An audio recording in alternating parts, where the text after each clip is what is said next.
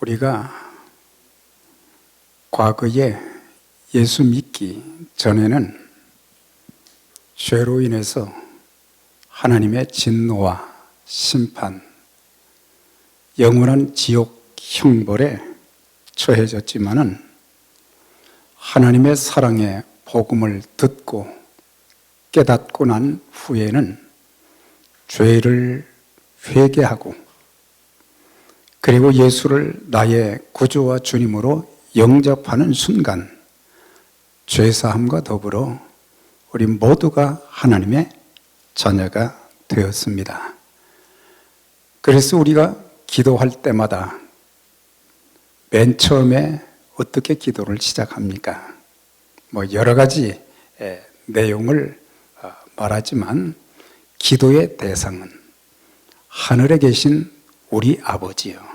그래서 하나님께 우리 모두가 기도하면서 우리 모든 예수 그리스도를 구세주와 주님으로 영접한 하나님의 자녀들은 동일하게 하나님 아버지, 그러니까 우리 모두는 그리스도 안에서 다 한 가족, 한 형제 자매, 영적인 가족이 되었다는 것을 말씀해 주고 있습니다. 예수를 믿음으로 우리는 혈통관계, 혈연관계, 그리고 인종관계를 초월해서 영적인 가족이 되었습니다. 여기 계신 여러분 모두 진정으로 예수님을 구주와 주님으로 다 영접하셔서 하나님의 자녀가 되셨습니까? 우리가 이제 하나님의 자녀가 된 것으로 끝나지 아니하고 사실 우리가 이제 교회 공동체를 형성했습니다. 여러분 모두 서로 과거에는 전혀 알지 못했어요. 그런데 주님의 선하신 인도하심과 은혜로 말미암아 만나게 해 주셨고 한 공동체를 이루면서 한 하나님을 섬기면서 교회에 부여해 주신 그 사역을 같이 감당해 나갈 수 있는 아름다운 생명 공동체가 된 것은 하나님의 큰 축복인 것입니다. 그래서 우리는 이 공동체의 관계, 단순히 교회 멤버가 되는 것으로 끝나지 않고 서로의 관계도 사랑과 이해와 배려와 양보와 또한 섬김이 있어야 되지만 때로는 힘들고 어려울 때 서로 한 가족이 되었으니까 서로를 위해서 기도해주고 위로해주고 격려해주고 세워주는 아름다운 관계로 발전해서 우리가 처음 예수님을 만났을 때 그렇게 기쁘고 감사했던 것처럼 또 우리 모든 성도님들 처음 만났을 때 너무 반갑고 기쁘고 얼마나 즐거웠어요.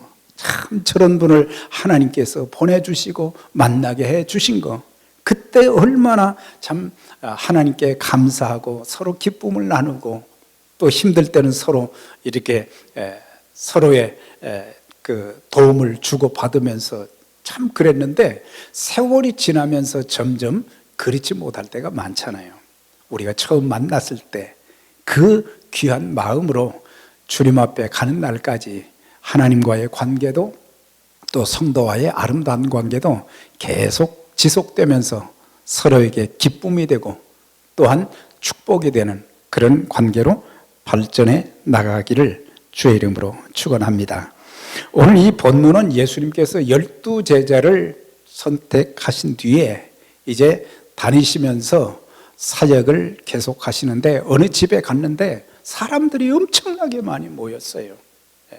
예수님께서 그들에게 말씀을 전하시고 또 병든 자를 참 위에서 기도하시고 고쳐주시며 또 귀신 들린 자를 이제 귀신을 쫓아내 주어서 온전한 삶을 살게 하시고 너무너무 바쁘신 거예요.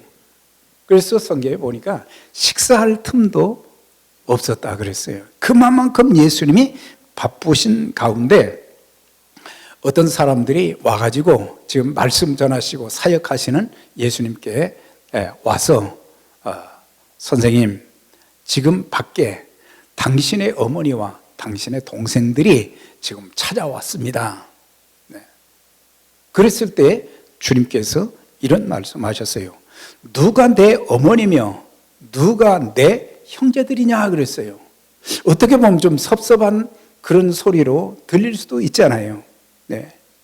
사역을 하다가도 가족들이 왔다고 그러면 먼저 뛰쳐나가서 가족들을 만나고 그런 다음에 들어오셔서 또 사역하시고 그럴 건데 누가 내 어머니며 누가 내 형제들이냐. 그러면서 주님은 가장 중요한 말씀하셨어요. 누구든지 하나님의 뜻대로 행하는 자라야 내 형제요 자매요 내 어머니다. 그렇게 말씀하셨어요. 그러니까 이것은 육적인 관계를 소홀히 하거나 무시했다는 그런 의미가 아니라 주님은 이것을 통해서 영적인 가족, 영적인 공동체의 중요성을 여기서 말씀하시고자 한 것이 오늘 본문의 내용인 것입니다. 그러면 예수님의 그 가족들, 어머니와 동생들이 왜 예수님께 찾아왔는가?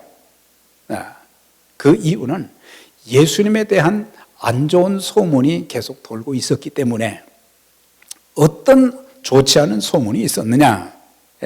종교 지도자들이 말하기를 저가 귀신의 왕 바알세불을 힘입었다. 그래서 귀신을 쫓아낸다고 그러면서 다른 곳에는 더러운 귀신이 들렸다 그랬어요.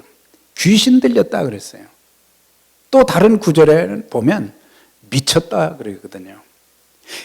종교 지도자들이면은 제사장이 있고 그 다음에 서기관이 있고, 물론 서기관들은 거의 율법사들이죠. 율법을 기록하고 또 율법을 해석하고, 그러니까 성경에 아주 능통한 자들이 서기관들이거든요. 그러면 구약에 기록되어진 성경을 잘 알면 구약의 핵심이 뭔지를 알아야 되거든요. 문자만 아는 것이 아니라 구약에서 하나님께서 이제 하시고자 하는 말씀, 가장 중요하게 여기시는 것이 바로 예수 그리스도시거든요. 그러니까 예수 그리스도의 한 말씀이 구약에 참 많이 나오고 예언되었는데 그것이 이제 신약에 와서 예수님이 오심으로 탄생하시고 또한 성장하시면서 이제는 공생의 사역을 감당하고 계시기 때문에 메시아로 이 땅에 오신 거거든요. 구약에는 메시아에 대한 내용이 참 많이 나와요. 그러면은 이분이 우리가 오랫동안 기도하고 기다렸던 메시아다. 그런 걸 좀 알아야 되는데 그런 걸 모르고 예수님이 오시니까 자기들에게 쏠렸던 백성들의 관심과 또 존경이 이제 예수님께로 향하기 시작했어요. 왜?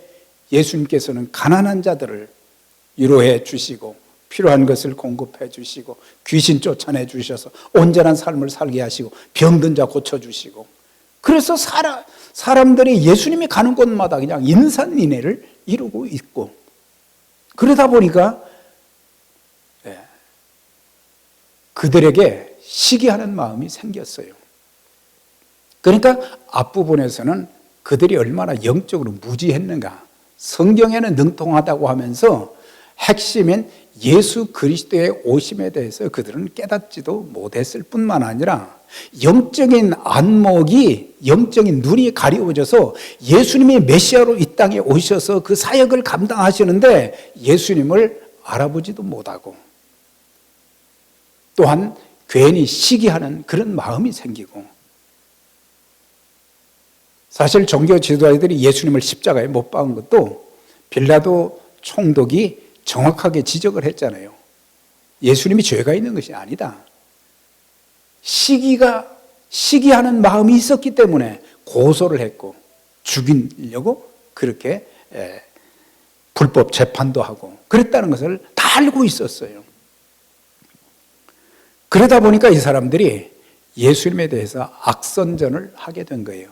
좋지 못한 얘기를 했는데 가장 안 좋은 소문을 퍼뜨린 것이 귀신이 들었다, 미쳤다.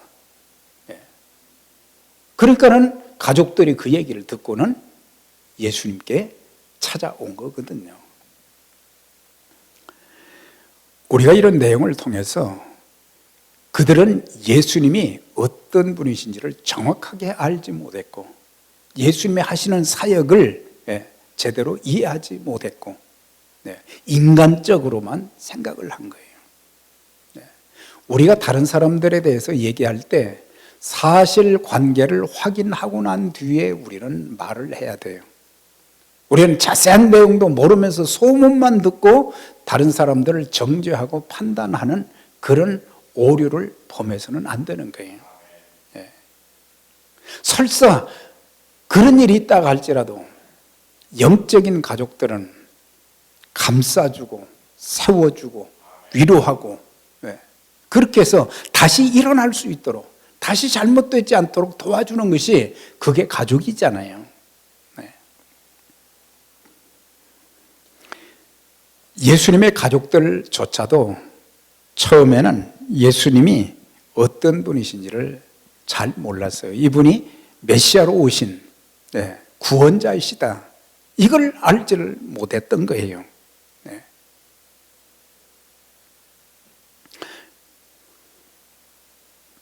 그래서 요한복음 7장에 보면 그 형제들이 예수께 이르되 당신의 행하는 일을 제자들도 보게 여기를 떠나 유대로 가소서.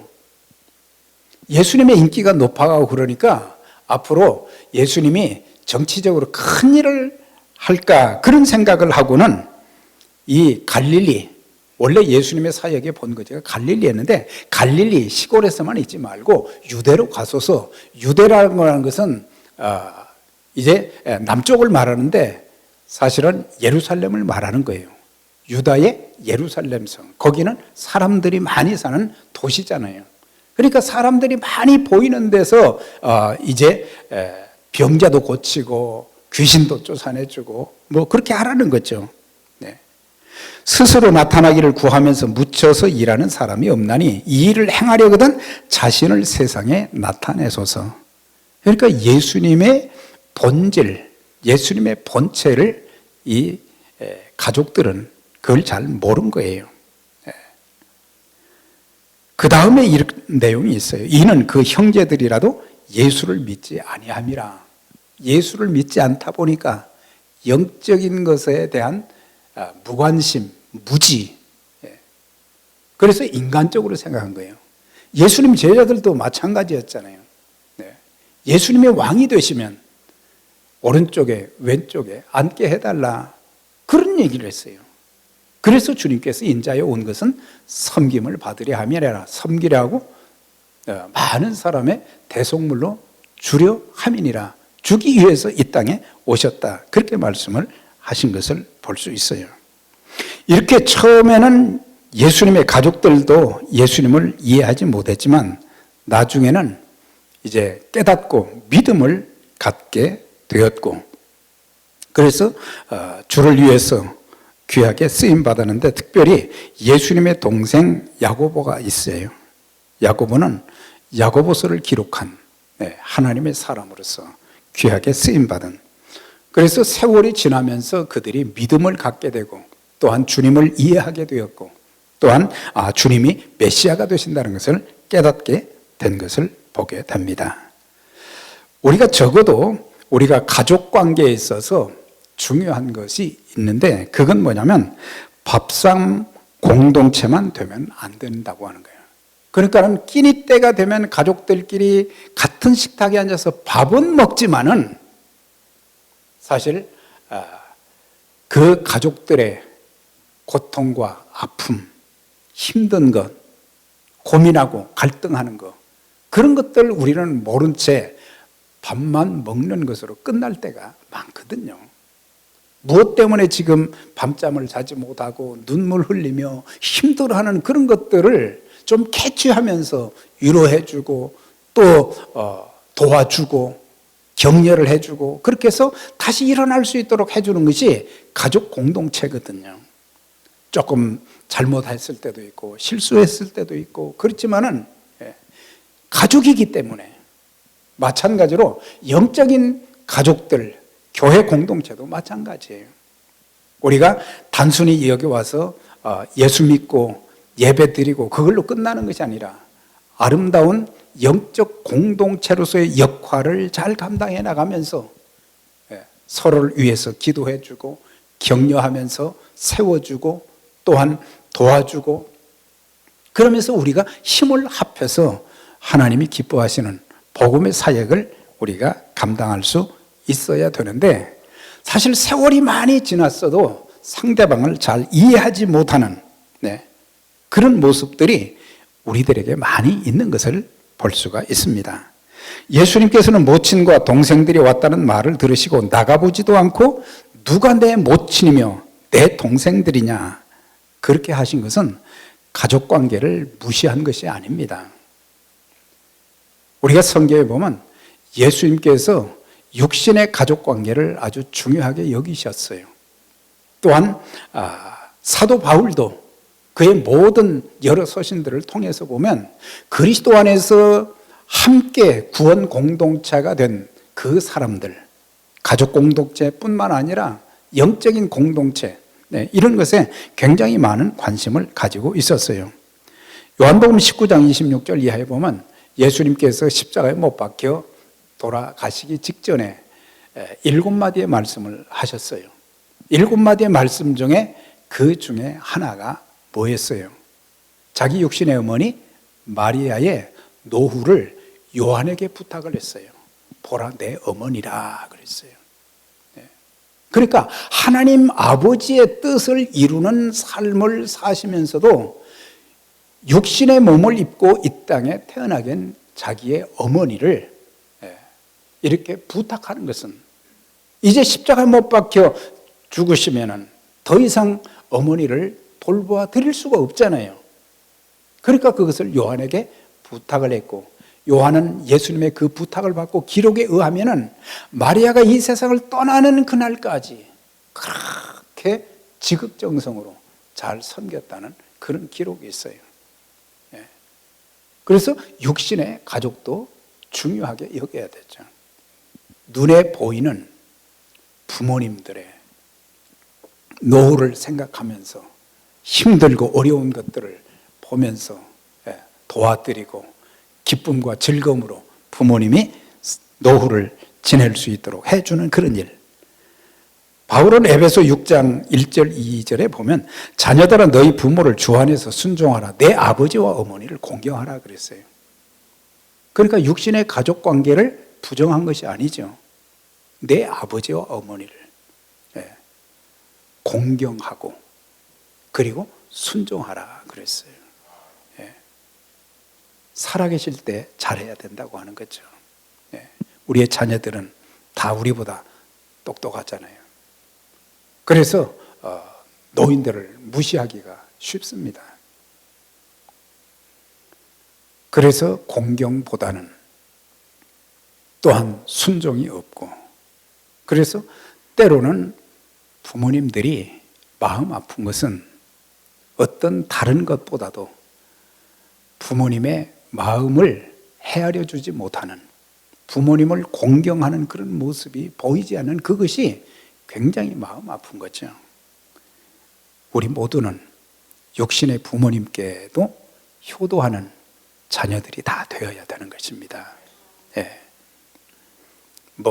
다 늙어가는데 다 죽는데 그런 생각하면 안 되는 거예요. 지금 부모님이 내가 살기가 힘들지만 부모님이 살아 계시다고 하는 그 자체만 해도 감사한 일이에요.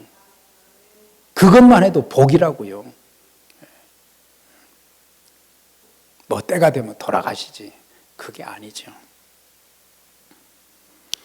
디모데전서 5장 8절에도 자기 가족을 돌아보지 아니하면 믿음을 배반한 자요 불신자보다 악하니라.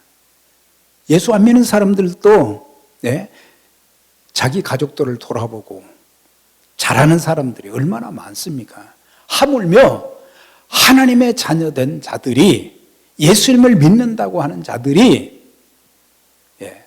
가정을 돌아보지 않고 부모님을 공경하지 않고 부모님의 말씀에 순종하지 않는다면 이게 어떻게 전도가 될 수 있으며 내가 복을 받을 수 있겠어요?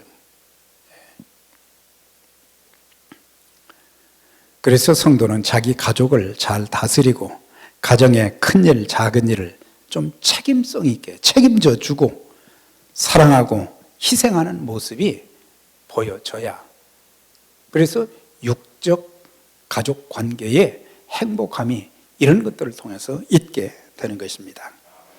그 다음 보세요. 거기 둘러앉은 자를 보시고 하나님의 뜻대로 하는 자가 내 형제요 자매요 모친이라고 하는 말씀은 무슨 뜻입니까? 예, 계속 말씀드리지만 육적 가족도 중요하지만 영적 가족의 중요성을 여기서 말씀해 주고 있어요. 육적인 혈연 관계는 세월이 지나면 관계가 끊어집니다. 왜? 세상을 떠나기 때문에. 그리고 또 가족들, 형제들이 한국에 있는 경우 내가 아무리 힘들고 어려워도 그 형제들이 여기에 전화는 몇 번 할 수 있지만은 올 수가 없어요. 많은 시간을 내서 내가 힘든 것 알고 와서 도와줄 수 있는 형제들이 그렇게 많지는 않은 거예요. 그러니까 육적 가족 관계, 이것도 굉장히 중요하지만 더 중요한 것은 영적 공동체가 얼마나 중요한가. 왜? 우리는 하나님의 자녀들이 되었고 영생을 얻었기 때문에 우리는 같이 천국 가는 사람들이잖아요. 천국까지 우리는 같이 가는 거예요. 그리고 이 땅에 살면서 병들면은 누가 찾아와 주겠어요?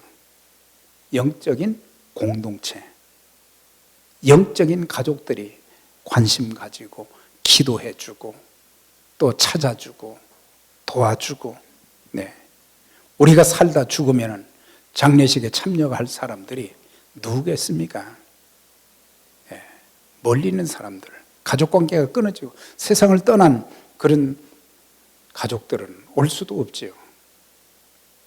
영적 공동체, 영적인 가족들이 찾아와서 위로해주고 도와주고 기도해 주는 거죠. 그래서 영적 가족은 육적인 혈연관계, 인종도, 피부 색깔도 초월하게 되는 것입니다.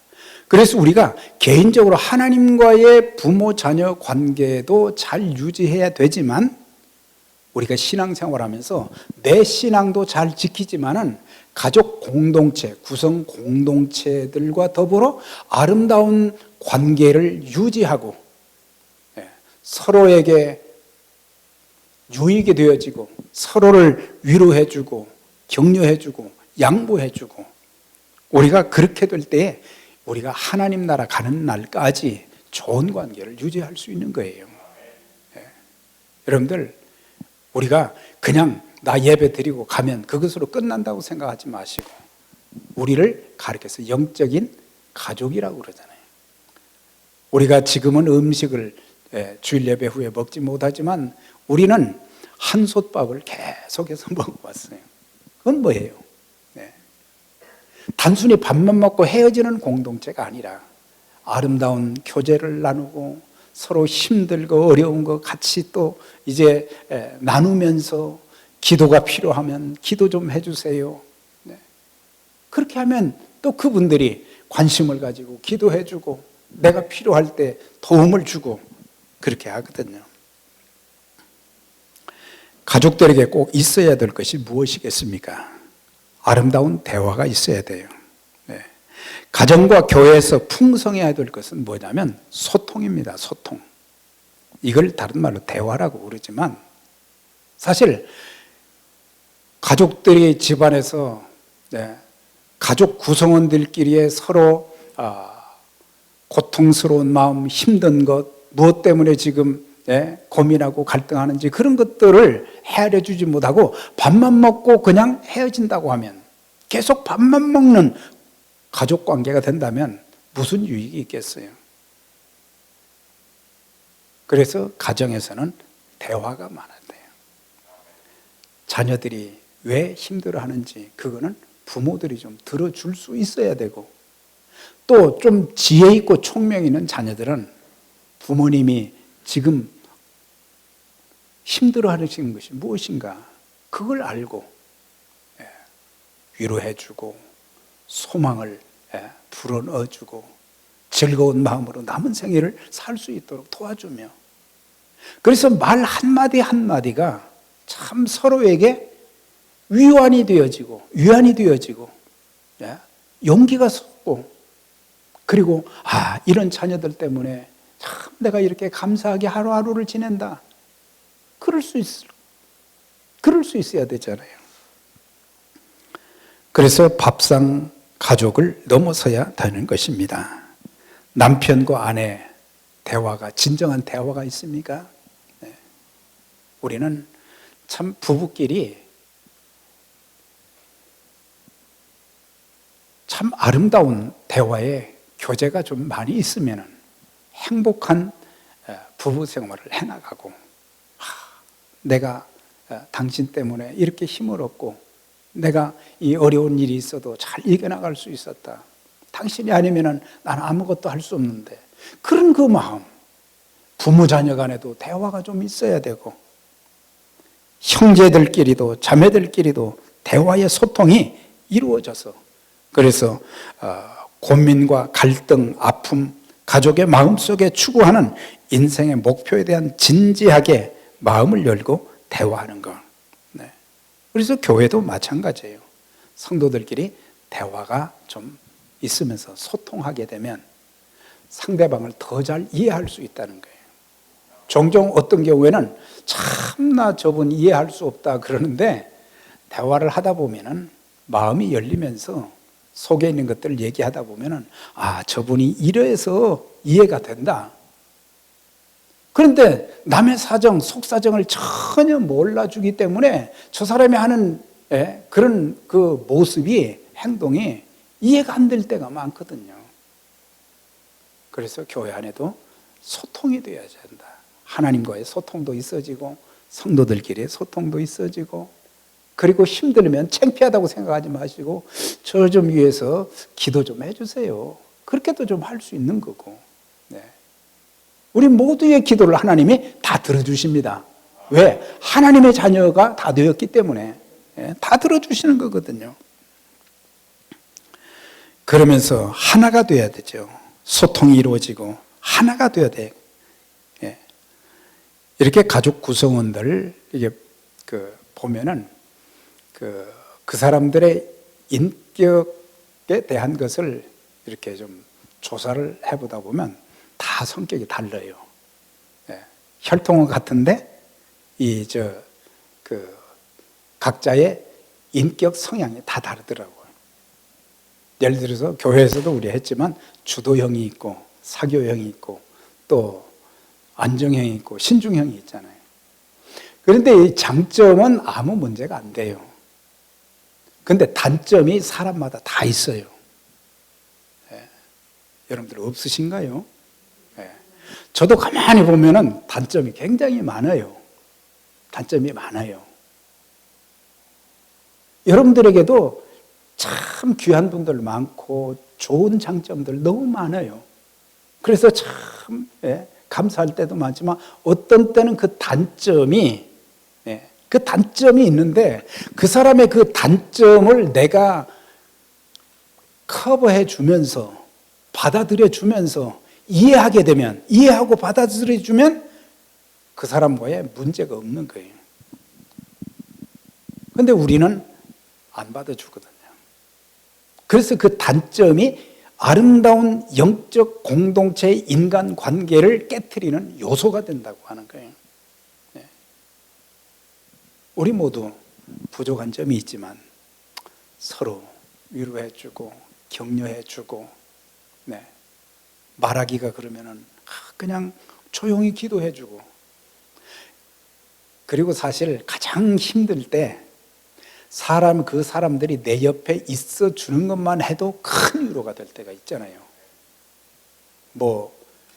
가정에 누가 돌아가셨다든지 그럴 때 정말 다른 것보다도 옆에 있어 주는 것만 해도, 내가 아무 말도 하지 않아도 옆에 있어 주는 것만 해도 힘이 될 때가 많거든요. 교회 공동체도 마찬가지예요. 우리가 큰 일을 여러분들이 하는 것도 중요하지만 참 너무 지치게, 힘에 겹게 수고하는 분들 있어요.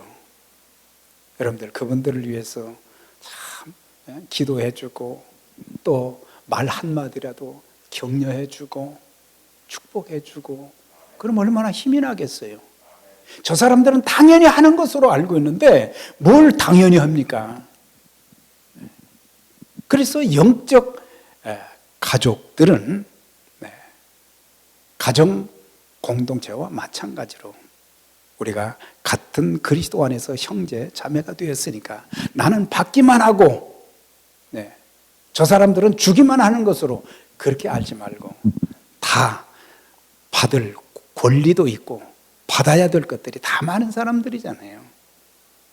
그러면은 서로 위로하고 격려하고 참 우리 집사님 때문에 너무 감사합니다. 힘이 납니다. 즐겁습니다. 고맙습니다. 우리가 그런 말 한마디. 그러다 보면 하나가 되는 거예요. 그리고 서로 사랑해야 됩니다. 가정은. 가정은 사랑하는 곳이죠. 잠시 미워했다가도 또 사랑하고 싸우다가도 사랑하는 곳이 가정이요. 또한 교회인 것입니다. 우리가 다른 사람들의 허물 가능하면은 우리는 덮어주고 또 이해해주고 또 기다려주고 이런 모습들이 있어질 때 내가 잘못했어도 다른 사람들이 기도해주고 오래 기다려주고 그럴 때 나중에는 깨닫고 참 저런 분들이 계셔서 내가 믿음 생활 잘할 수 있었고 좋은 일꾼이 될 수 있었다. 나중에 그 얘기 하거든요. 요한일서 4장 20절에 누구든지 하나님을 사랑하노라 하고 형제를 미워하면 이는 거짓말하는 자니 보는 바 그 형제를 사랑치 아니하는 자가 보지 못하는 바 하나님을 사랑할 수 없다. 그러니까 눈앞에 보이는 부모님 사랑하지 못하고 형제 자매 사랑하지 못하고 보지 못하는 바 하나님 사랑할 수 없다 그랬거든요. 그래서 육신의 가족관계, 영적인 공동체에서 중요한 것은 사랑이죠. 고린도전서 13장에 사랑은 오래 참고 오래 참는 것이라고 그랬어요. 온유하고 시기하지 않고 자랑하지 않고 교만하지 않고 무례행치 않고 자기 유익을 구하지 않고 우리가 서로를 사랑하면은 자기에게만 모든 걸 맞춰달라고 하면 안 되는 거예요. 다른 사람의 유익을 구하는 게 참 하나님의 자녀들의 모습이라고 하는 거예요. 서로 용서하는 것이 가정입니다. 자녀들이 좀 뭘 실수했어도 부모가 그냥 책망하고 그러지 말고 자녀들이 좀 잘못했어도 부모가 이해하고 용서하고 남편이 좀 실수했어도 아내가 좀 이해하고 아내도 실수할 때가 많잖아요. 그럼 남편이 또 아내를 이해하고 격려해주고 그렇게 하게 되면은 아름다운 가정을 이룰 수 있죠.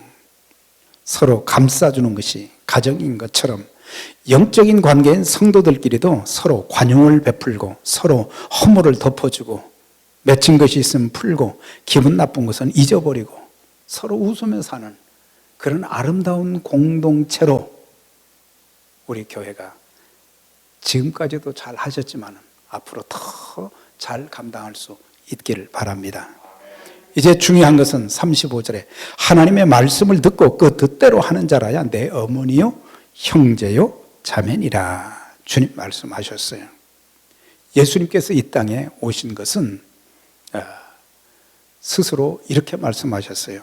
내가 하늘에서 내려온 것은 내 뜻을 행하려 함이 아니라 아버지의 뜻을 행하기 위해서 오셨다 그랬거든요. 아버지의 뜻이 뭡니까? 아버지의 뜻은 영혼을 구원하는 일이에요. 하나님의 일이에요. 주님 나라를 확장하는 일에 한 마음이 되어야 하고 한 목표로 힘을 모아 섬기는 것이다.